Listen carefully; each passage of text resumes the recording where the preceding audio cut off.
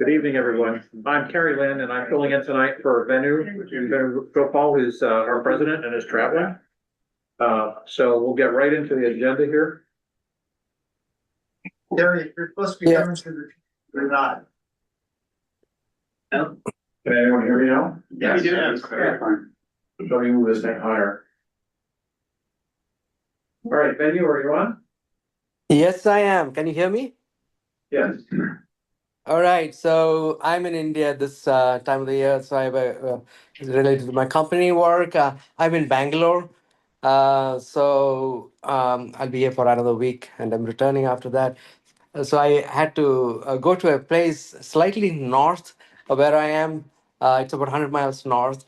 So some of us went up there. It's a old, it is considered to be a ruined city, as it is called. And there are some incredible architectures there. It's a UNESCO heritage site. I'm mentioning this for an interesting reason. So it is covered with beautiful architecture and very on sandstone. In this entire it's a temple, and so I went there. So this particular temple is built like a Lego. It can actually be taken apart. And there is no mortar or anything. So they wanted to, if they wanted to in the future rebuild it, it can be taken out. So the official guide there asked me what I do and interest in astronomy and such. So he took me to one of the areas where it was built in 1121 AD and it took 100 years to build it. So he took me to this. If you look at the middle image, you see a person looking through it. And in fact, if you look on the side, it looks like a two-holed or two barrels. He's looking through, and in front of him there is a missile set up on a cart. So he was pretty sure it was some means of the person to see things closer.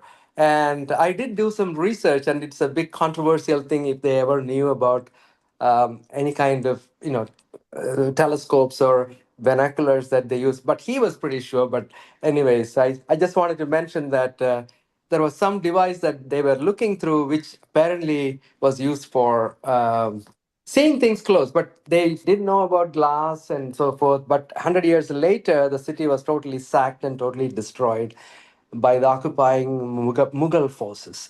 So anyway, I wanted to mention that. Now, I want to thank Kelly for stepping in the last minute as our speaker. We had a scheduled speaker from Boston University. She got COVID and she was not able to attend. So a few people stepped in to offer to speak. And Kelly, thank you for coming over. And also the new members, I just want to welcome them. And I'm sure David will introduce them as well. Yeah, here it is. And now, Kerry, all yours. So Glenn can't be here tonight, so you have to put up with me for the next 10 or minutes or so. So I'll try to speed through this as best we can in the interest of time. Next slide, please. Before we get too far into it, we did lose one of our longtime astronomy friends. Charlie McDonald passed away a couple of weeks ago. Charlie was a longtime member of the club and was, when I first met him, when I first joined the club in the early 90s, he was like all about outreach. So he was like the original outreach guy. We did tons of star parties, tons of public outreach, tons of media stuff. He loved to call the newspapers to bring him into star parties and stuff like that. So he's been ill for a while, but he finally passed on. So going to miss you, Charlie. He was a good guy. We will remember him with everyone else at the Memorial Garden this springtime. Was he your mentor? Well, we worked together. Excellent. You know, but he was the guy who really got outreach going in the club. So He and I used to work together. There's no internet. You didn't have email. we had a call. We took the map of Massachusetts and broke it into sections. And then we called and try to get captains for each section and then call other people. I still have the red notebook. I used to keep all the phone numbers for all the star parties, everybody I would call. Yeah, that's the way it was back then. All right, well, let's thank you, Charlie, for everything. We wanted to, instead of putting 1,000 comment slides up, and we know we had Aurora the other night, for those that got out and looked at it. I don't have any Aurora slides this month. Maybe we'll throw up a couple for next month. But Comet Lemon was put on a pretty nice display in the West, still over there. But this picture was taken by NAS, and it shows the nice green, nucleus of the comet, the ion, C2 atoms, and the dust belt. Pretty nice. There was another comet in the sky in the next slide. Yeah, I remember is the screens above show the images pretty well too. Oh, they do, The okay, projector cuts the dim stuff. all right. Better So this is color. the comet. is better on the screens. This is Comet Swan, which was a little bit more difficult to observe. It never really got very high above the horizon in the southwest during the evening skies, but nice job, Farouk, on that picture with looks like the Omega Nebula. It's probably, I can't say. M17. Well, that's probably M17 up there. What's that? Maybe M16. That looks like M16. That's M16. Oh my God, it's a green comet. It's a green comet. Yep. There. C2. Ever. Most of them are green. Mercury's gonna reach greatest elongation west on December 7th, 20 degrees away from the sun. Not a bad apparition, 16 degrees above the southeast horizon. Mars, of course, is lost in the glare of the sun. Venus, I still would encourage you to try for daytime telescopic observations. It's still minus 3.9, 10 arc seconds, only 13 degrees away from the sun, and it's preceding the sun in the sky. So if you're gonna go out there and play around, be careful. You gotta keep in mind where the sun is. If you're using a telescope that isn't going to track Venus, remember where the sun is and be careful. Superior conjunction is only about a month and a half away now, so. And then it'll be in the evening sky again. Of course, Saturn is still the showpiece. The minimum ring tilt will be on November 23rd, 24th, where the rings will be tilted 0.37 degrees. So that's kind of fun to look at. At Star Parties, have been showing Saturn, I tell most of the kids, it looks like a ball with two sticks poking out. Yeah. That's really what it looks like. Those rings are 0.4 of a degree edge on, and they're really thin. Perfect. It's transiting in the early evening, so I'm so happy we got rid of daylight savings time for a while. Because I get my 3 or 4 hours of observing it by like 9 o'clock in the evening. Awesome. It's fantastic. So get out there and look at that, you guys. It's pretty cool. All right, next slide. Neptune is nearby as well. You don't need much of a finder chart to find it. It is magnitude 7.8. So if you're using like a 50 millimeter finder, unless you've got dark skies, it's probably going to be a bit of a stretch to spot it. But if you get on the right star field, you can literally hop in your eyepiece from star to star. What are you looking for? You're looking for a slightly greenish dot. It's only a few arc seconds, 2.3 arc seconds across. Neptune is tiny, but it's got that really distinctive look to it. It does not look like a star. So go discover it for yourself, right? Just go discover it. It's pretty fun. And if you come to the clubhouse and the air is nice and steady, we'll put the telescope on Neptune. You can see Triton at magnitude 13.7. We do that all the time at the clubhouse. So that's a fun planet. A lot of people have never seen it. Get out and look at that. It's pretty cool. And the last planet in the evening skies is, next slide is Uranus, which is still relatively nearby the Pleiades. 3.8 arc seconds, reaches opposition just before Thanksgiving. So it's a good time of the year to go out and look at the planet Uranus. If you've got a reasonably large telescope, you can see if you can pick out some of the moons. They're a little more challenging, I think, than Triton, because Uranus is so much brighter than Neptune. So the moons of Uranus are a little bit hard to observe, but it can be done. Again, come up to the clubhouse. We'll throw it over on Uranus. We can look at some of the moons pretty well. They're also smaller than Triton. Sure. Yeah. Yeah, that's a problem, right? Or it's not a problem, but it makes it more challenging. So if you want a real challenge, go out and look at Jupiter. It's rising at about 8:30. It's over in Gemini. It looks really pretty coming up in the northeast. Reaches opposition in almost mid-January. But here's the challenge. If we were outside right now, if we're clear, this is exactly what Jupiter looks like right about now. I said that at 8:30. So 4 moons are visible, but I on purpose didn't label them because your homework assignment is to go out and figure them out. All right. And if you've got even a relatively small telescope, you can look at the different colors of the moons, but you can also see them as disks. And so I gave some tips. Io is about 1.2 arc seconds. Europa is the baby one at 1 arc second. Callisto is 1.5, and Ganymede, the bigger one, is 1.7 arc seconds. Those are pretty big. They don't look like dots, especially near opposition. So look at the color. Io is distinctly yellow. Callisto is dark, right? Ganymede is sort of big, and that leaves Europa. So go out and see if you can identify them, and then just check yourself by looking at a good digital star list. Anyway, that's your homework. The lunar highlight of the month, again, this is the Mario Mata, lunar highlight of the month.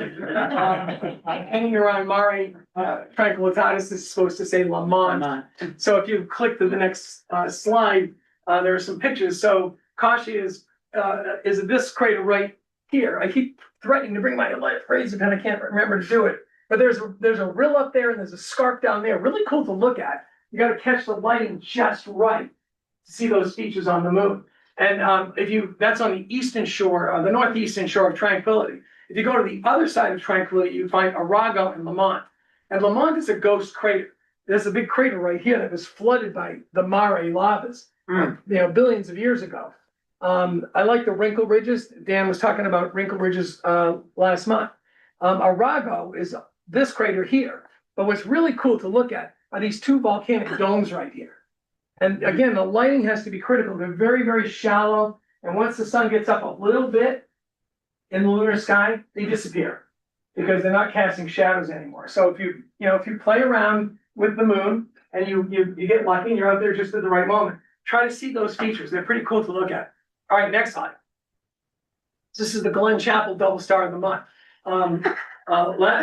Last month we picked on Alpha Piscium, about 1.9 arc seconds. And I tried looking at that through a variety of telescopes. It was very challenging. The seeing wasn't particularly good on any of the nights. But Eta Persei, Mirror is a really easy one. Struve 307, magnitude 3.8, 8.5, 30 arc seconds apart. And it's really pretty because it's a K3 star and an AO star. So you've got a nice sort of orangish color star and a white color star. They look really pretty together. And so I love it when we can pick on double stars that are actually pretty to look at. It's like a bonus. Right, and I think if you use smaller telescopes, the colors seem to be richer. I think a large telescope just washes out the colors a little bit. So a relatively small telescope, and there it is right up at the top of Perseus. So that's the double star of the month. Next slide, please. Some Algol information. There are 3 minima of Algol coming up at the end of November. You can watch this one drop in brightness. You can sort of catch this one coming up and going down. And then this one here, this is the minimum, so you'll watch it come back up again. It's a relatively easy star to find. You all know where it is. And so these are so regular in their period that you could predict these things out a century. So, you can set your watch by these minimum of Algol. And I get this information out of the handbook, the Royal Astronomical Society handbook. It's in there every month. They put them all in there. So that's kind of cool. That'll be fun. Go out and look at variable stars. Next slide, please. Comet Lemon is still in the sky. Lemon is still in the sky. Moving, it's now gotten south of Ophiuchus. That's Ophiuchus up there with M10 and 12, the globular clusters. But it'll get more difficult to observe as we get into December. So if you haven't caught that one yet, get out there and try and spot it. A good star atlas will really help you to find your way. Next slide, please. Comet Atlas, the interstellar wanderer, right? There was a good article in Sky and Telescope magazine a few days ago about getting out there and looking at this particular comet. It's faint. It's in the early morning sky. I don't know if I'll have the energy to get up and go out and try to find it. But that's where it's passing through Virgo. And so maybe some of you will get out there. Maybe some of you will take a picture of it. But that's its path. When it's gonna be closest to Earth? December 19th. Even if it's gonna win. It's a good question. That's too close to my birthday. I don't like that. All right, well, that's okay. The landing part, I don't know when it's closest to the Earth. I honestly can't remember. I didn't pay a lot of attention to it because I just figured it was so faint that it wasn't gonna make a difference. But I can certainly look that up and throw it out in an email. Next slide, please. There's some meteor showers coming up. The Leonids are not a great year for the Leonids, but active mid-November with a relatively dark moon. The Geminids coming up in December, a better shower to look at. Gemini's at opposition in December, and so the radiant is in the sky all night long. The moon is 30% full. It's a waning crescent, so it won't come up until after midnight. So we give you lots of dark hours to go out and look at the Geminis. The particles from the asteroid Phaethon produce the Geminid meteors, and the Geminis are sort of known for their slow, graceful fireballs. So it's a fun shower to look at. It's cold, of course. Dress warmly. You know, we don't want to find your frozen body on the morning of the on the morning of the 14th. Guy doing what he loved. Yeah, exactly. But those are two nice showers coming up. So, the Leonids, how many people remember the Leonids from at the turn of the, 1999, 2001, 2002? Amazing, right? The Leonid comet comes around every 33 years. So I don't know if you checked your calendar, but it's coming. It's not that far away. And we'll get to the next potential for these showers, these meteor storms. So I'm looking forward to that. So that's kind of, all right, next slide. Our October challenge was the Helix Nebula. Did anybody get out and look at the Helix Nebula? It's that's what Mario did, I did. I know Steve saw it. We were looking at the clubhouse through the big telescope. I tried at the clubhouse, we put a sky glow filter on the 80mm finder. I couldn't see it. I think the sky is too bright for the south, but if you were at a darker sky, I'm pretty sure, I'm not so sure. I think if you were in a really dark sky and you took a sky glow filter, maybe two of them, I bet you could see it with your eyes. If you're from a dark sky, it's about half the size of the full moon, big, big. But that's also what makes it faint and hard to see. That's why it was an observer's challenge, but it's a beauty. We can see the annularity in the big scope at the clubhouse. Next slide, please. So this is a picture by Michael Toops, I think and Mark Helton. I think we're just gonna slide through these. Mark, Doug, Mario. Nice. Pretty cool. Mario, was that with the 32? Yeah. And Doug, what were you using for yours? 6-inch refractor. The 6-inch, yep. Sort of the same. Sort of the same. And I'm sure if Glenn were here right now, he'd want to share I think he did this when he was in the 3rd grade. Yeah. Those crayons out. But wait, okay. Sorry, Glenn, I don't think Glenn's online. Ran under the bus here. Right, but I'm sure he'd want to point out, if you go back a second, I think he wants you to see these stars here that he sort of recorded here. He always likes to point out the stars in the field so you can kind of match up his view to what, the imagers are seeing. But when I saw that, I was like, I have to make fun of Glenn. I'm not an astro sketcher. Mine don't look much better than that. All right, next slide. The November challenge is NGC 55. Adrian Barrajon from New Zealand. That image. This one here. Oh, did we get it wrong again? Yes. Okay, sorry. Sorry, Doug. That's all right, I'm happy to, as long as it's a nice image, you're welcome to attribute. I used that color data on mine, but that was taken from New Zealand by Adrian. The nice thing about being in New Zealand for this object is it's probably straight overhead. Exactly. You're probably circumpolar, it's probably all high up overhead. Here it rises about 8 degrees above the southern horizon. So if you don't have the right timing, if you have a little bit of light pollution, or a distant set of hills, you're probably not going to see it. And it's really faint. Remember, when you look towards the horizon, the atmospheric extinction robs you of about 3 magnitudes. Right, so you've got an already faint object to start with, and now you're trying to get through that atmospheric extinction. That's a really challenging object. I've never seen it. Maybe someday, I don't know. And the December object isn't much better. It's a little bit higher in the sky. Next slide. Is NGC 188. Now, this is reasonably placed for us. It's very near Polaris. But this is it. This is it right here. These, I think, are just foreground field stars. This is the cluster right here. And I've been on those field stars before with my telescopes. And if you've got a dark sky and use averted vision, it's almost like Caroline's Rose. 7, 7, 8, 9. If you've got a dark sky and you want to make it look like a cluster, use a little bit of averted vision. And all of a sudden the nebulosity lights up. And I think it's pretty much the same for this. You'll see those field stars, but this is the cluster itself, and it is pretty challenging. Things will get better, as I promised you last month. We've already got a list for 2026. Much easier challenges. Hopefully we'll get more people out there looking at it. Kind of like the wild duck when you look at it. Only about 1,000 times fainter. Yeah. Think of the same. Not much fainter. M37, wild duck, M46, those kind of like uniformly bright stars. They look kind of cool. But that's pretty faint. That's only a half-hour exposure, so it's fairly bright. Well, my camera thought the auroras the other night were pretty bright too. All right, next slide. So, if you want to come up to the clubhouse, weather permitting, here are the dates we're open through the rest of the year. I'm already working on the roster for next year. If any new, folks want to become A members to the clubhouse, just give Steve Clary or myself a call. And we'll get you set up with a key and we'll get you trained and how to open and close the clubhouse. Right now, there are about 30 members that are, clubhouse A members that are trained to open and close the clubhouse. So we'll be posting that, list pretty soon, but we'll have it all the way out through next year. Okay, well, I'm very pleased, as we all are, to have our own Kelly Beatty with us tonight. He'll be speaking on Galileo's trials and triumphs. I won't read this out, but obviously a lot of people know Kelly and his experience and his skill as a communicator. And so without further ado, Kelly.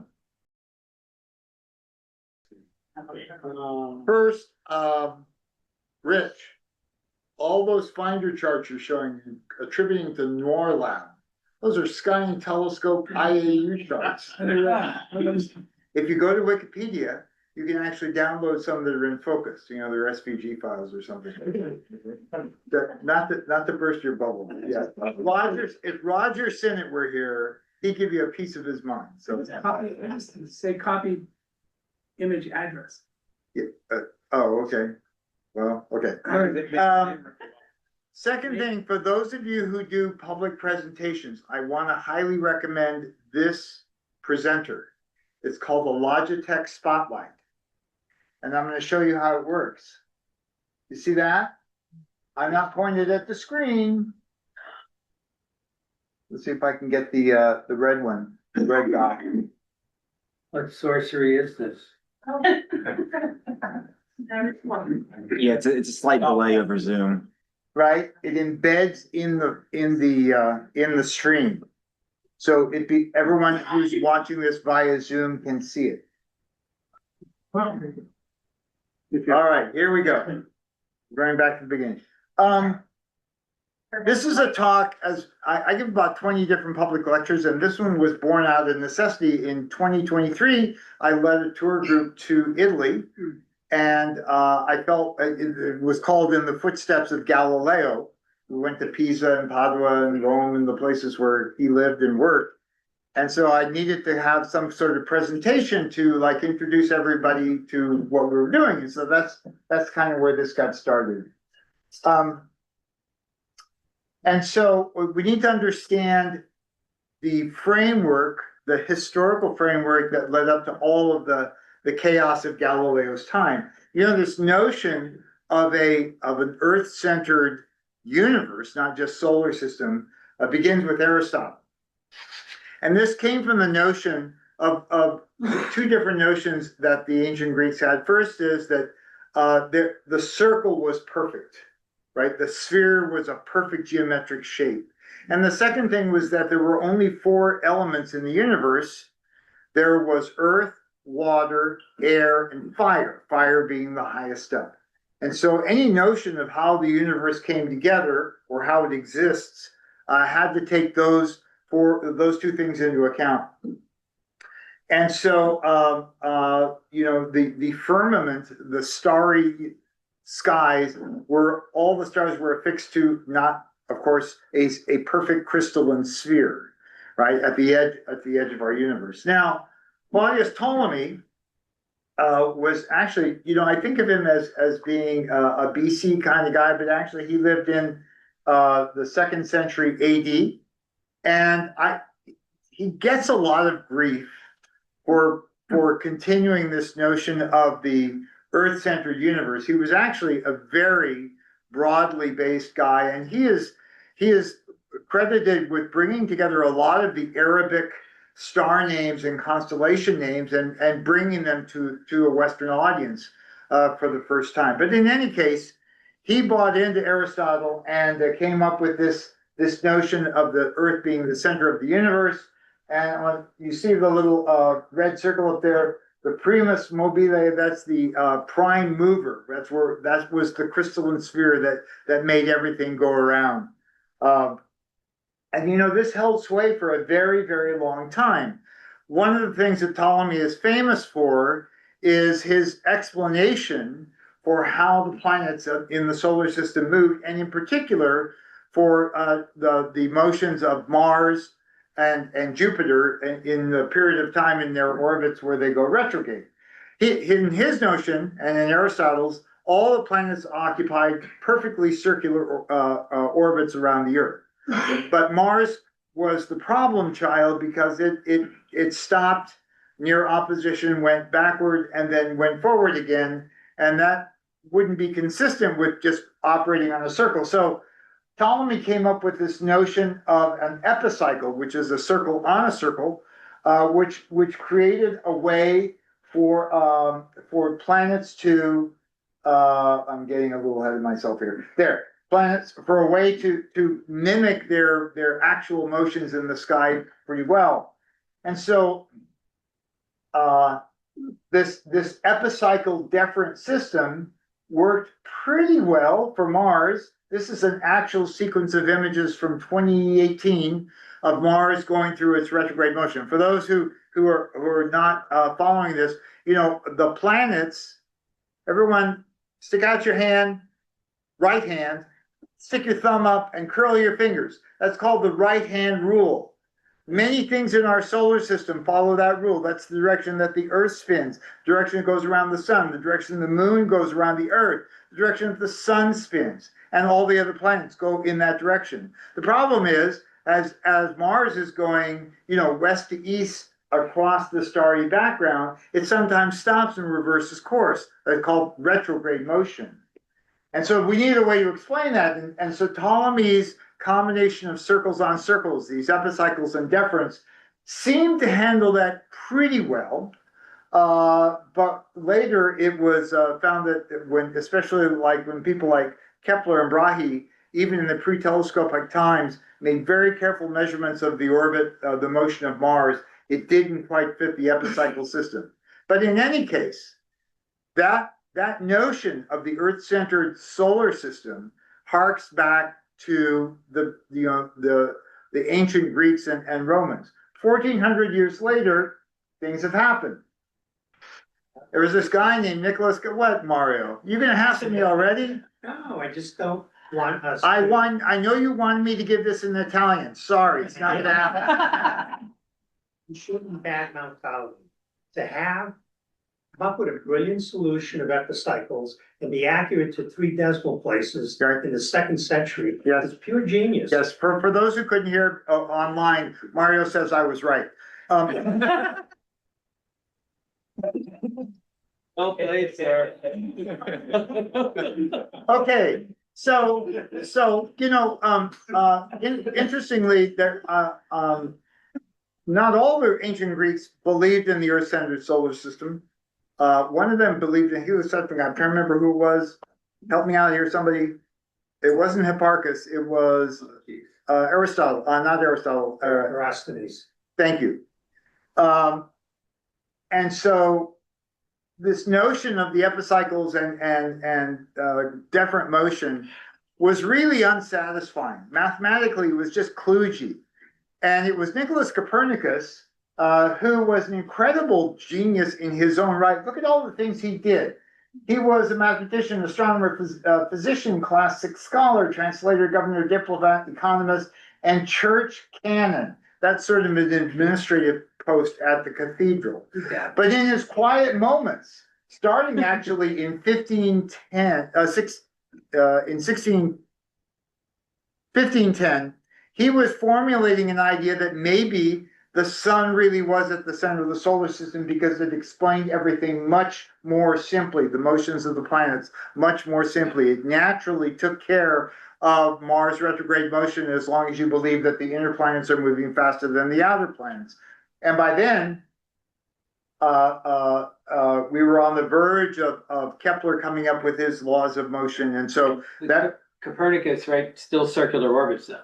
Still circular orbits, that's right. He preceded Kepler in this regard. Not only that, he was, yeah, that's right. He was, and he did believe in these circular orbits, but he was afraid because he knew that church doctrine, Catholic Church doctrine, was all about the earth being the primary object in the universe. And so he kept it quiet until literally almost on his deathbed, he published his findings in something called the Revolutionibus, on the revolutions of the heavenly spheres. By the way, he tackled a lot of things in there besides solar system stuff. It's a very interesting read. I haven't read it myself, but it was published in 1543, just before his death. And so this caused quite a stir. As I said, it was published, but he had been holding it, keeping it under his hat for a third of a century. Okay, so about the same time, we get Tycho Brahe, who was an exquisite, remember this is pre-telescopic, an exquisite observer of the sky and of the positions in the sky. In 1572 was a supernova in Cassiopeia that Brahe and others observed, and that's where it would be in Cassiopeia. And even today, we know that supernova remnant is Cass A. This is with the Chandra X-ray telescope, and it was a brilliant supernova. It was visible during the daytime. It lasted and kept in view for almost a year.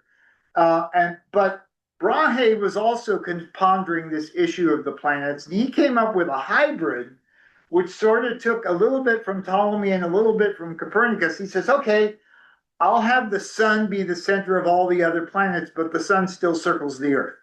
That was his solution to that. That's the graphic there.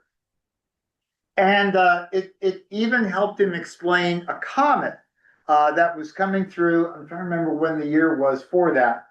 You know, the interesting thing about comets, if you go into the literature, and we'll come back to this with Galileo, people couldn't decide whether they were an atmospheric phenomenon or a deep space phenomenon. And Brahe in particular used triangulation to determine that the comet, because of the parallax, couldn't be in the atmosphere. It had to be far away at sort of at the distances of the planets. Okay, so meanwhile, things were percolating in northern Italy. Remember, you have to remember, Italy wasn't a country until the 20th century. It had existed as a series of 19th century, 18. Yeah. 1800s. Garibaldi, right? No.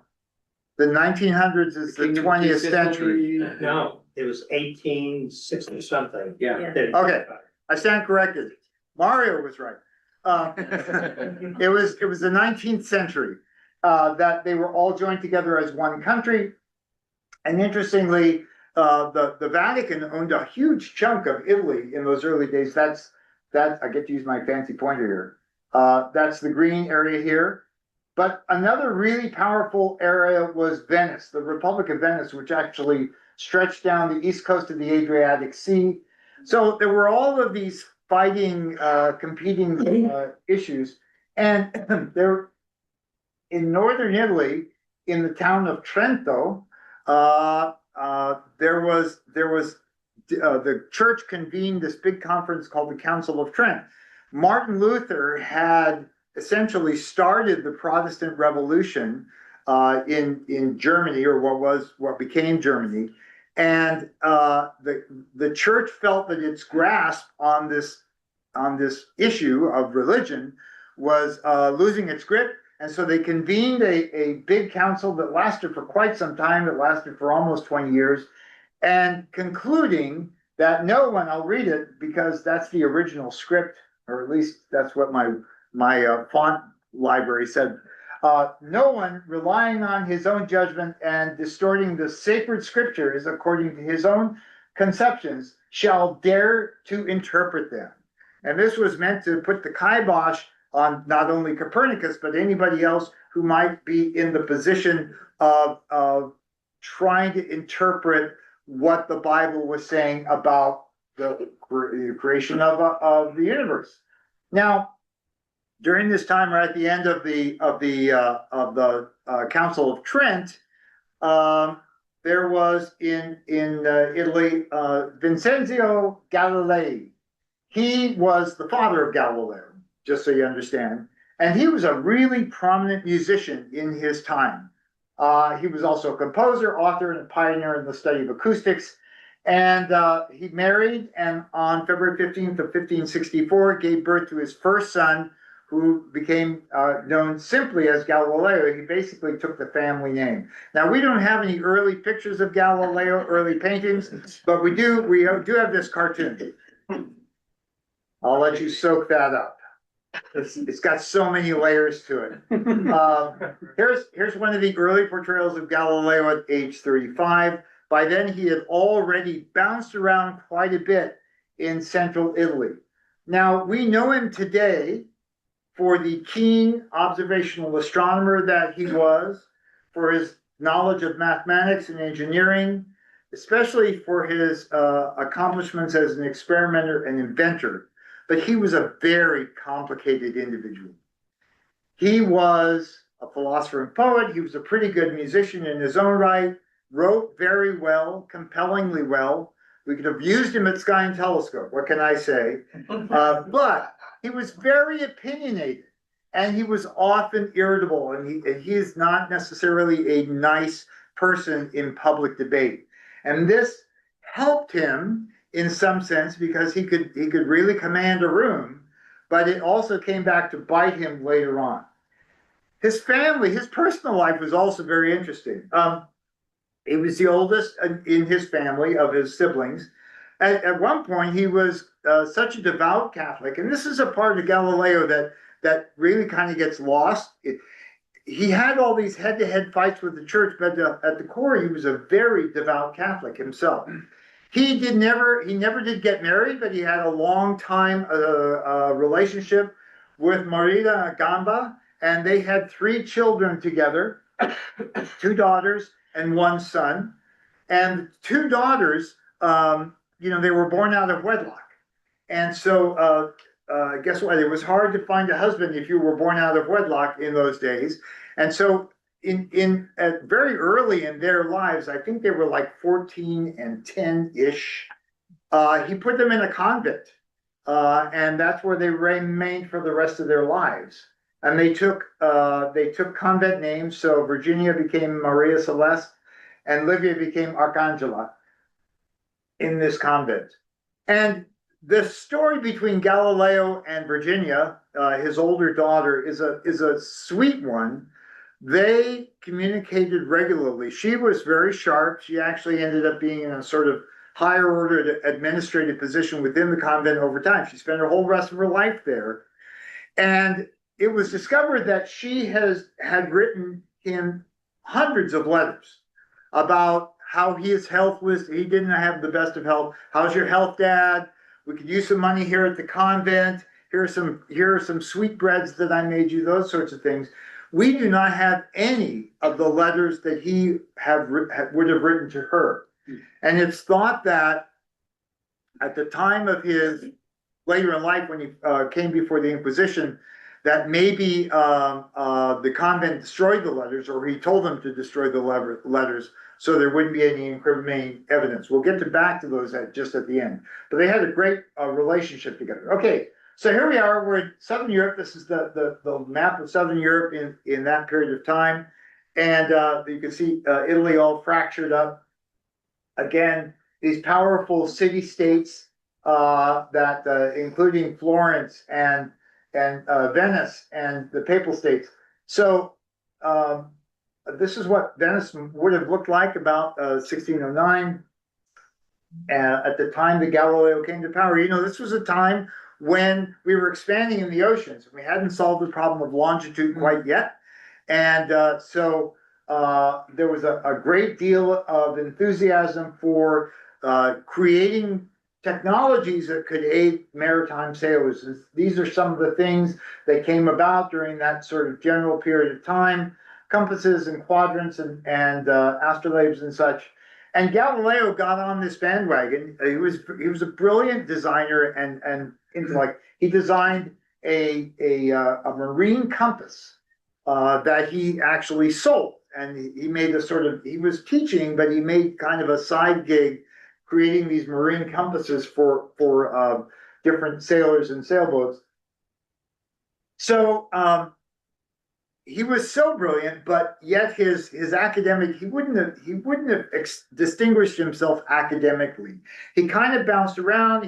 His dad put him in the University of Pisa, hoping he would get a medical degree and make lots of money and to keep dad happy in his old age. He didn't like that. He switched to mathematics. He became the chair of the mathematics department in Pisa without a degree. I don't know. They must have been really hard up for mathematicians. I don't know what the story is there. But Pisa, how many of you have been to Pisa? Many of you. It's really a fairly small place, and it couldn't compete with Padua. We say Padua here in the US, so Padua, which was something of a powerhouse city, very close to Venice, and they made him a better offer. So he moved to Padua, where he taught math and geometry and astronomy. Now, we're getting to the core of the subject here. Who invented the telescope? He did not. Probably. Because here's a quote from 1578 from this gentleman, William Bourne, in his book Inventor of Devices, who claims that to see any small thing at great distance from you, it requireth the aid of two glasses. Two glasses, right? Not two glasses like this. Two glasses like this. Two beers? Two beers, exactly. The bottoms of beers, concave surfaces, pretty close to paraboloid, near as I can tell. All right, so anyway, this is attributed, this notion of this is quote is from Thomas Digges from that period of time, from the 1570s. Now, Sal, to your point, it is often said that Hans Lippershey is the correct way to pronounce it, a Dutch optician, or one of his apprentices, we're not really sure that he did it himself, was the first to put two lenses in sequence like this and suddenly see more distant objects appear closer up. And so at that time, in the very late 1500s, very early 1600s, these spy glasses were all the rage in Europe. And you have to understand, Italy in those days was separated, physically separated, geographically separated from the rest of Europe by the mountains along its northern border. Right, the Alps. So not a lot of people came down to Italy or vice versa, and the word was slow to reach them. And so eventually word reached Galileo that he was in Padua at that time, that there was this thing being peddled around. There were these itinerant traveling salespeople and booksellers and such. And you could buy, if you had enough money, you could buy one of these early telescopes. They were very crude. They only magnified about 2 or 3 or 4 times, not very much, enough to give you, a little bit of an impression. But the glass lenses were crude generally, and just not optical quality. Kind of like you might buy at a CVS. I once bought a telescope at CVS for $30 at CVS. I still have it. All right, nothing to write home about. So, just give you, for those who are new to this and might be wanting to understand how telescopes work. Telescopes need 2 things to work. You need something to gather more light than the human eye can and bring that to a focus. Think magnifying glass. But then you also need an eyepiece to magnify that little virtual image that you see here. And so that's where the eyepiece comes in. It's a 2-part system. Galileo's design incorporated a convex lens and a concave lens. And those two in sequence did exactly, it made the magnification, right? And it left you with an upright image, a correct image. But it wasn't, you couldn't do it very powerfully, and the field of view was very small on it. Later on, Kepler kind of reinvented the refracting telescope using 2 convex lenses, and that netted an inverted image but a much wider field of view. In any case, Galileo, not satisfied, to his credit, he was not satisfied. Remember, he was not far from Venice and the glass works that Venice and Murano are famous for. There were a lot of people making lenses. He was not satisfied with the quality of those lenses, so he made his own. And he made them better than the opticians were making them. And so with that, he was able to create astronomical telescopes that really did show a lot. There's a lot of vagueness about what he actually called them. In some of his writings, he called it a canocchiale, which, how do you do, Mario? Did I say that pretty close? Canocchiale? Canocchiale. Which means, basically, occhiale is ocular. And so it's distance ocular, or what we would call a telescope. He didn't use the word telescope. That was actually invented by somebody else. He also sometimes called it an instrumento or perspicillium, which is kind of a play on words meaning spyglass, you know, something you did sort of covertly. Anyway, his lenses were superior. He must in his lifetime have made hundreds of telescopes. And yet only 2 complete ones and a few fragments remain to this day. And they're on display in the Galileo Museum in Florence. Please go check them out. You know, one of the things that was very common then, and we do that to this day, was the objective was stopped down to minimize the aberrations of the lenses. And I hope you're using very, very long focal lengths to keep me in sharp focus when you take those pictures. So the thing is, again, the field of view was very tiny. Keep that in mind when you see all the things that he discovered astronomically.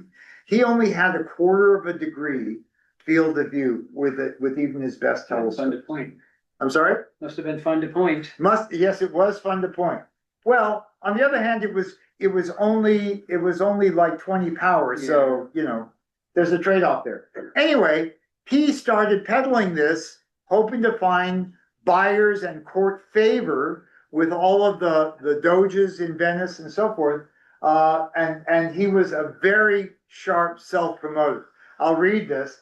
The power of my canocchiale to show distant objects as clearly as if they were near should give us an inestimable advantage in any military action on land or sea. At sea, we should be able to spot their flags 2 hours before they can see us. Similarly, on land, it should be possible from elevated positions to observe the enemy camps and their fortifications. He saw this as a cash cow, selling it to the military. Only later did he get telescopes of sufficient magnification, 20 to 30 power, and 20, I have the 20 power one highlighted here because that's the one that he used to make most of the discoveries I'm about to tell you about. Those are 2. And so Galileo also, remember, you have to have both an objective and an eyepiece. It was Galileo that realized and came to the conclusion that the magnification is the ratio of the focal lengths of those 2 optical elements, or as I used to tell my students, flow over fleet. And that's how he could tell you how much he was magnifying by that ratio.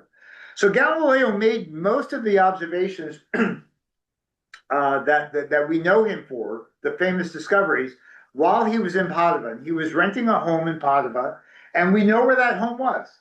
It's Via Galileo Galilei 17. That's where the house was. It's been since rebuilt, but that's where it was. And so in 2022, when I took my group to Rome and Padua and all that, we sought out this house. All right, so the yellow dot there, the garden is where he made, you can see that, Galileo's garden, that's where he made the observations. The house, we're standing in the front door, and boy, that's a pretty wide front door. It actually leads to the garage of the house. That's why it's wide enough for a car to get in. So we banged down the door and we couldn't get in, nobody answered. So we decided to go around to the back. So you see the yellow dot changes there. There's this little kind of museum-y thing on the backside. They weren't gonna let us in. There was somebody at the gate, they weren't gonna let us in unless we paid €5 a piece to go in. I said, we just wanted to go in for 2 minutes. to get up against the fence so we can look into the backyard. And it wasn't even open yet. And we finally convinced them after begging and pleading to let us in. So we moved from the gate right up against the wall, but the wall was too high. So we couldn't see the garden. We couldn't see that sacred spot where these discoveries were made. But don't worry. It turns out that that address, 17, via Galileo Galilei 17, right? We knew the address. We had another tour that went there this past April. And just on a wild guess, I said to Google, who owns the house at Via Galilei 17? And it popped up. It's a person, and he belongs to some social group in Padova, and it gave me his name, his phone number, his address, his email address. I had it all. I was so happy that day. So I got in contact with him. His name is Ettore Gasparetto. He's associated with a veterinary hospital there in Padova. And I said, because we were planning another group, I said, can I bring some people, real astronomers? They were dying to see your house. He said, sure, come on. I'll have a little Chianti, whatever. And so it was that just last April, our group led by Rick Feinberg got a chance to go inside, and I'm so jealous. They got to stand where Galileo made all those discoveries, right? And Rick Feinberg, that's the owner there at Middle. He and his wife own the place. This is Scylla De Mastro, who was our tour operator. And I told Rick at the time, I said, we need to give this guy something special to thank him for letting us in. And we got him a lunar meteorite that he gave her. So it was a big hit. That all worked out really well. Okay, so what did Galileo discover? For those who might be asking that question, you might be asking yourselves, well, I'm glad you asked because I'm here to tell you. First of all, one of the first things he obviously, like we all do this first, he looked at the moon. Now you have to understand, in this sort of post-perfect sphere philosophy, the moon was considered for a long time to be a perfect crystalline sphere, reflecting the Earth. When we looked at the moon and saw details in the moon, they thought they were looking at Earth in reflection. And that's how the seas on the moon got to be called seas, because they thought the seas were the reflection of the oceans on the Earth. Well, Galileo realized that there were craters and valleys, and it was not the perfect sphere that everyone had thought it would be. And he actually did a pretty careful job of sketching. He did many, many sketches. Here's a little side sketch right here of a little crater in isolation that he sketched. Now, turns out Galileo was not the first person to point a telescope at the moon. That honor belongs to Thomas Harriot, who had done it earlier in 1609. And he this was a few months before Galileo did. And he made sketches. They obviously weren't as detailed as Galileo because he didn't have as good a telescope as Galileo did. And so that came to be found out later. And this is where you publish or perish. You all pretty much, I'm sure, know about how Galileo discovered the moons of Jupiter. He didn't know what they were. He thought they were stars. He named them Medicean stars in honor of his patron, the Medici family. And over those first 8 weeks in 1610, he made 64 sketches. You can see it here from his notebook of the back and forth motion of these four little stars. And it was clear to him, because he really figured this out, that they must be accompanying Jupiter. And so it More just than one sketch a day. in some cases, yeah, because the Galilean moons can, especially Io and Europa, Rich, that would be the way I'd find out. Like Callisto is obviously way out there, and you can figure out the other ones just by inspection of their motion. Sure. That's how you do it. Forget about that 1.2 arc second stuff. That's never going to fly. Yeah, so he made many observations and was able to create a pretty good case for the fact that Jupiter had moons, and this proved that not everything orbited the Earth. That was the take home from that. Now, this is a typical photo. On top there is a typical photo of Jupiter and the Galilean satellites. Down below here is something really cool. It's Galileo sketches, time tagged, and then Ernie Wright is a crackerjack NASA animator. He created animated equivalents of where the moons of Jupiter would have been at the moment that Galileo was making his sketches, and you can see the agreement is just phenomenal. So, okay, but it turns out that Galileo wasn't the only one looking at Jupiter with a telescope. We had a big article about this in Sky and Telescope a few months ago. Rich, that's the one that isn't Astronomy magazine. Okay, just for next time. I didn't mention Astronomy magazine. No, you did. Oh, you did. No. Is he using one of Galileo's telescopes? No. Especially Marius. I wanna know what's in his left hand. It looks like, I don't know what It's it like a is. retort or something. Yeah, I don't know. A really good question. He's a polymath. In any case, Marius apparently observed the moons of Jupiter one day after Galileo. Wow. But he didn't publish it until years later. And Galileo must certainly have known by the time he was making his observations that other people had telescopes and maybe they were pointing them at the sky. Maybe he had heard of Harriot's observations of the moon. Who knows? But Galileo was the one who was the first to publish about it.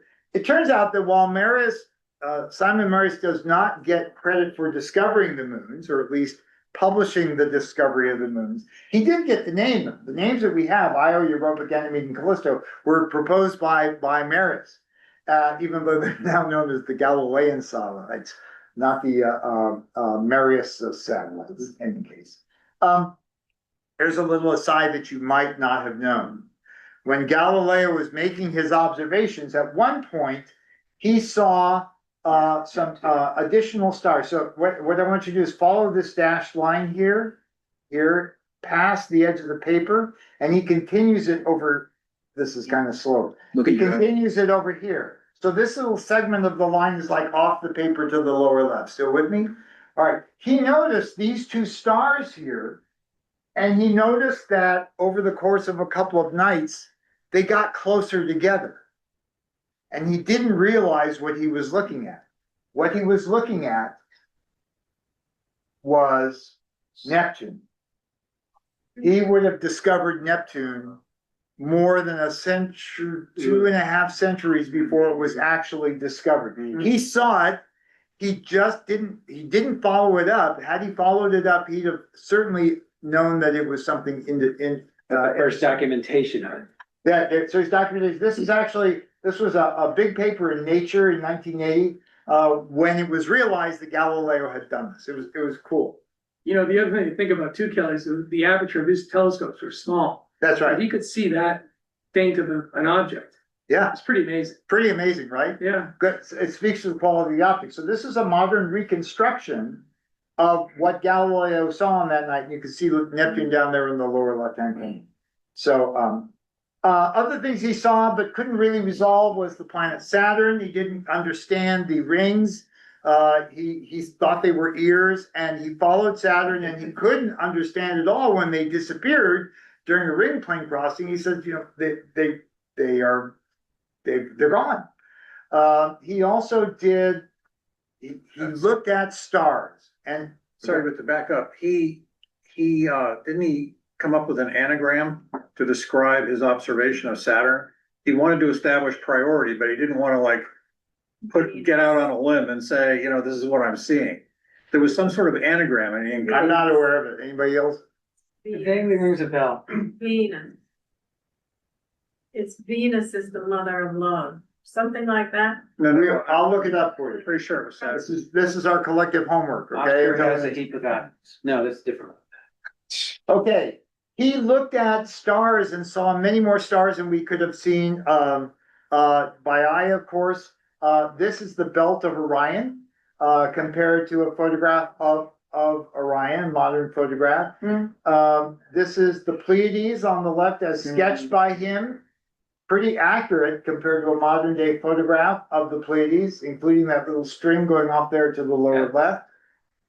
He sketched the belt, the sword of Orion and the Orion Nebula, and the stars in that. It's not clear that he actually saw the nebula itself, although he didn't actually sketch it as such, but he certainly sketched the stars there. He looked at the Milky Way and realized that it wasn't smoke or something, that it really was myriad stars up in the sky. And then, not initially, but later on, he did observe the sun. Now, he did not go blind from looking at the sun through his telescope. That is commonly trotted out. It did not happen. He did have bad eyesight late in life. Who among us are not having trouble with our eyesight, right? Well, maybe Elizabeth, your daughter's up there. She's up there. She's maybe not having. Hey, Elizabeth, I want to tell you, your eyes open wider at night than your mom's do. You can see fainter stars than she can. So just hold on to that for All right. So yeah, sunspots. And so what Galileo did, recognizing that he was in a race against others, he raced into publication his first observations under a book that he called, depending on how you interpret it, either the Starry Messenger or the Starry Message, one of the others. And this was in very early in 2010. And it's basically the first scientific observations made through a telescope, more than 70 drawings, and some of the things that you saw there were included. Now, he described in there the use of the telescope for astronomical purposes, the surface of the moon, the structure, all the stars visible to the naked eye, the nature of the Milky Way, the existence of nebulae, and the Medicean stars. They didn't keep being called that. And then, especially that he started overtly to say this maybe is supporting the Copernican notion of a sun-centered universe, or a sun-centered solar system anyway. So there are the two comparisons there. His observations clearly challenge the existing norms and the church teachings. Now along comes Tycho about this time, not believing yet that the sun could be the center of the solar system. So Tycho imagined the sun being the center of the other planets and the Earth, and then the sun going around the Earth.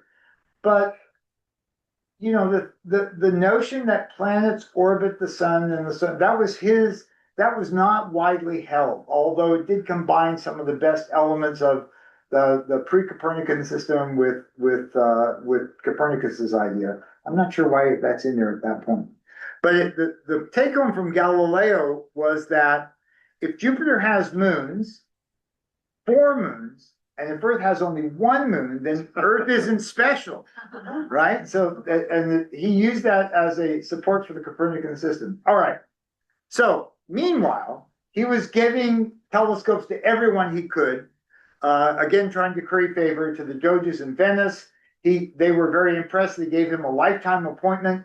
And then he ventured to Rome for the first time. And the Jesuit order, you may know, is sort of the scientific order of the Catholic Church. The priest astronomers who run Vatican Observatory are Jesuits. They have a deep history of science. And so he went to Rome and spoke to the Jesuits, and they were impressed with his observations. You can go there to see where he showed them his telescope, gained their endorsement.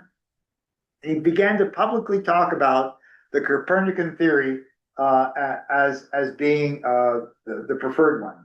Now, not everybody believed him. And people raised issues with how the Earth maybe could not be going around the sun. If the Earth were going around the sun, we should see stellar parallaxes. And we did, but they had no idea how far away the stars truly were. So that, and of course, if the Earth were moving through space, we would always have a wind going in one preferred direction. And maybe that happens in Antarctica, but not around here, so. Mount Washington. Just Was that Mount Washington? There you go. To the stars. Yes. And the circular orbits, that were being talked about at that point, because Kepler's laws hadn't come around quite yet, sort of overlapping that period of time, were still an issue. Well, in any case, Galileo, of course,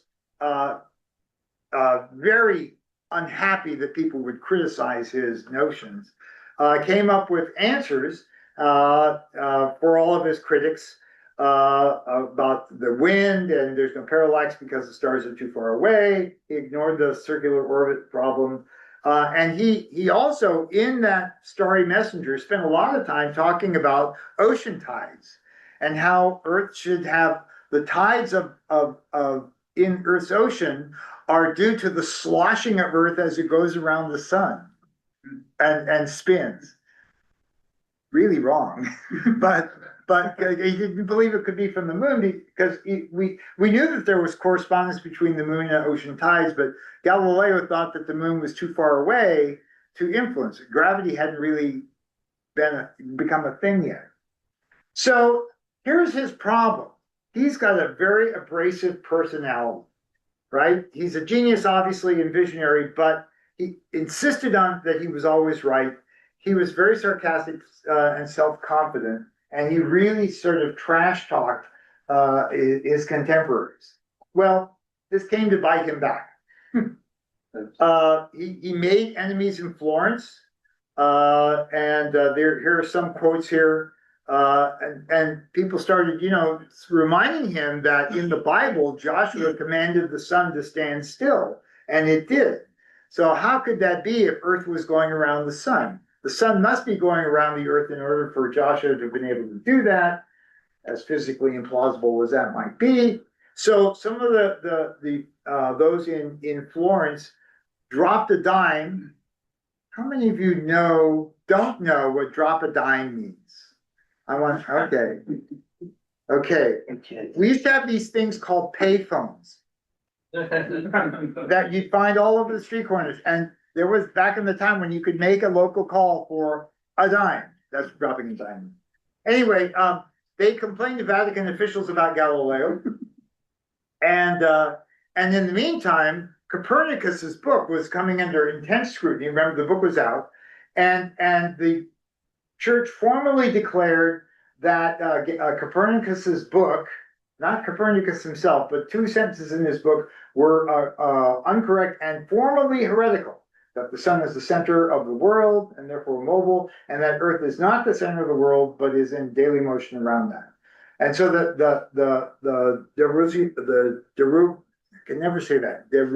revolutionis was to be corrected. Now, in the meantime, Galileo was making friends because in those days, all of the popes in the Catholic Church were coming from Italy, and they were people in power, and so he had made the friend of this Cardinal Bellarmine, but the Cardinal met with him in 1616 and said, look, you really have to I demand that you abandon this sun-centered universe. If you don't, we'll subject you to the Inquisition. And there you can see that there were three possible levels. The simplest of them is the monitum, but this preceptum was the point at which you start getting incarcerated for life. And a letter was drawn up, but never formalized, that would have subjected Galileo to that. And yet, this same person later wrote a very friendly letter to Galileo, allowing him to discuss, in theory, the Copernican system, just not as fact.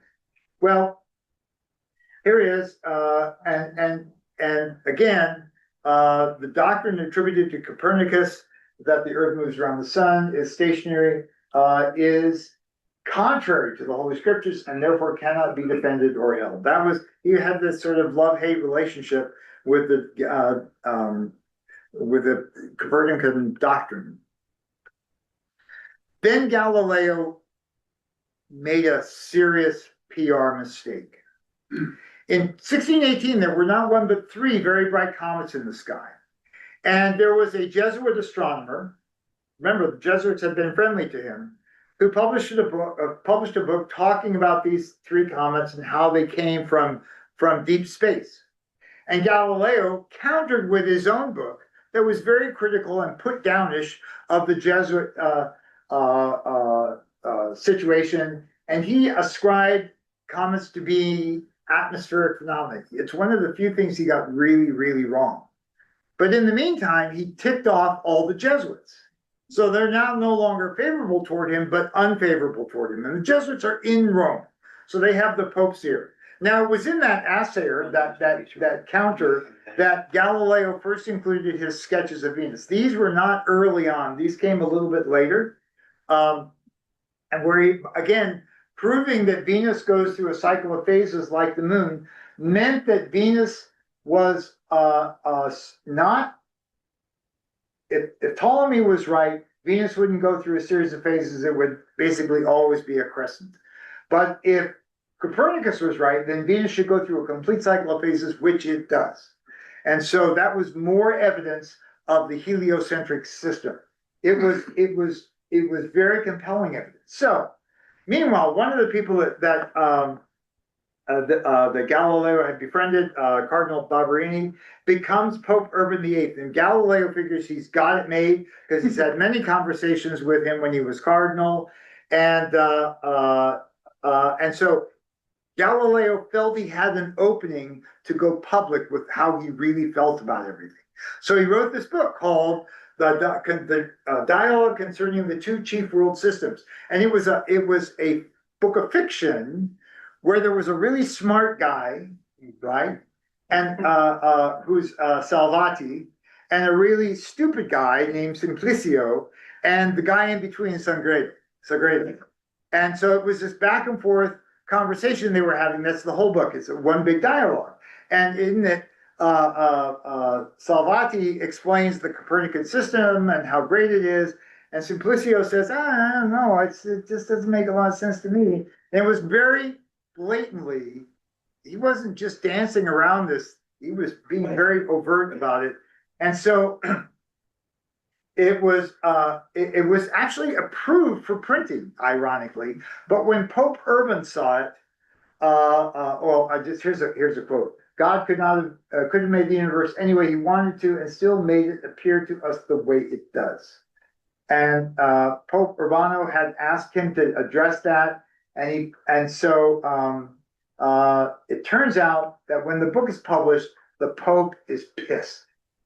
And so he went through this logical arguments, but at the end of the day, he did not have absolute proof that Earth went around the sun.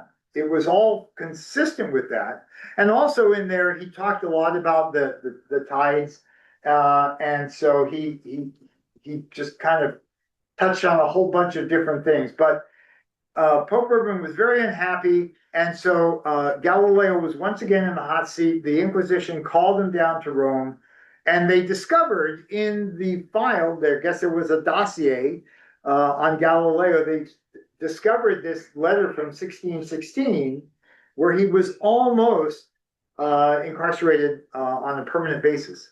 And so he didn't do well in front of the Inquisition, and he was condemned, ultimately vehemently suspect of heresy, not guilty of heresy, but only suspected of heresy. It's a fine line. And he was going to become, he had to stop talking about the Copernican theory or those ideas. And he was ordered in prison, but he got, he was getting old and infirm at that point, and so he was commuted to house arrest. And meanwhile, the dialogue was forbidden. Now, according to popular legend, as he's forced to confess in open court that he was wrong, that his ideas were wrong, and he'll never write about them again. But he has said, apocryphally to have said, but yet it moves, meaning the earth moves. There's no evidence that he actually ever said that. It's just one of those lines that will just continue to hang out there. So Galileo was forced in house arrest. This is where he lived. from 1634 to was the last 8 years of his life. This is a place that you can visit now in it's on the outskirts of Florence in Arcetri. And so these are pictures from inside there. Now, at this point, he was almost completely blind, and he wrote a final book, which was actually laying the groundwork for modern physics. What Galileo does not get enough credit for is the beginnings of the scientific method and physical observations to support hypotheses. And so, I often ask myself or ask people around me, if you could meet anyone throughout history, who would you meet? And a lot of my astronomer friends would like to meet Isaac Newton or Albert Einstein. I wanted to meet Galileo. Yes, Mario, you could because you both speak Italian, right? Yeah, I speak Sicilian, he wouldn't have understood me. Would there be hand gestures involved? Question, did he really go blind from looking at the sun? No. Or just old age? Old age. Yeah. He might, his observations of the sun with sunspots, we don't know whether he had filters. He might have been smart enough to use, smoke glasses and filters. Or he might have observed the sun. Projection. Or he might have observed at sunset. There are all kinds of ways to observe the sun. Thank you very much for projection. I hadn't thought of that. No, cataracts, old age. And so, anyway, that was his final book. One of the interesting things about Galileo that no one knows is that he conceived of the pendulum clock. Now, when he was back in Pisa, there in the cathedral there's this giant chandelier hanging from the ceiling that sways. And as a student, he ostensibly watched it sway and realized that the period of the sway depended on the length of the pendulum. And he came up with the formula for that. After he died, his son, he conceived of the design of a pendulum clock, but never built it. And then after he died, his son made a model of a pendulum clock, and that's the escapement that would have been used as the pendulum swung back and forth to power the clock. It was never actually, his son never actually got it into production, so to speak. And it's actually Huygens who got credit for the first pendulum clock. Too bad, missed opportunity. But here's his legacy today, and there's a lot of words up there, but I'll read some of them. The second one, the language that what we see around us can't be understood without knowing the language and the characters in which it's written. It's written in the mathematical language, and its characters are triangles, circles, and other geometric figures, without which it is impossible to humanly understand a word. Without these, one is wandering in a dark labyrinth. And that's from his book, The Assayer. And so, here he was. He studied all of these things. Aside from the astronomy, he did a lot of observations of the mechanics of falling objects or rolling objects. You know about the two stones ostensibly dropped off the Leaning Tower of Pisa. We're not sure that happened, but still, he was the father of modern astronomy, observational astronomy, modern physics, the scientific method, and modern science. And so, when he died, remember, he was under house arrest. He was not in the church favor. And so, in the cathedral in Florence, he was not given one of these grandiose tombs. He was tucked away in a little side room there. You can see it there on the right. And then later, because they didn't want to tick off Pope Urban any more than they had to, later his followers exhumed his body and made this beautiful sort of mausoleum inside the chapel that you can go and visit today. When they unearthed him, they found the remains of one of his daughters, the daughter he was so close to, Maria Celeste. And so now they're both buried together in this monument, reunited again. We're almost there. 350 years later, Pope John Paul II acknowledged that the church had made a mistake in condemning Galileo, and his reputation was restored. And so Pope John Paul said, theologians who condemned him didn't recognize the formal distinction between what's written in the Bible and how to interpret it, which is kind of where we're at today. And so I would suggest to you that if you ever get a chance to go to Florence, you go to the Museo Galileo, where his telescopes are stored, many of the instruments he designed, and even one of his multiple parts of his mummified body.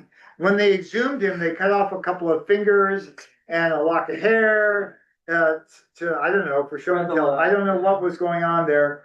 But those are on display.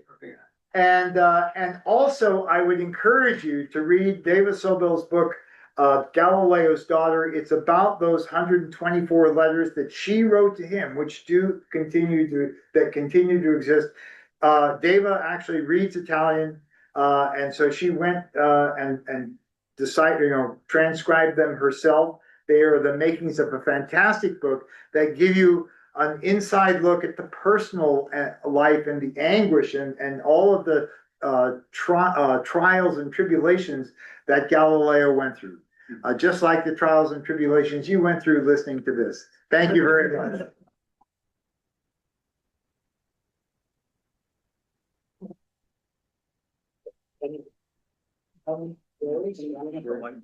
Yes, okay, I'm sure. Yes, Mario. So in Rome is the observatory run by University of Rome. And they have an incredible, they don't use it for observing anymore, it's all theoretical physics, but inside they have beautiful painted, I wish I could do my observatory this way, beautiful painted ceilings. And they have several of his telescopes.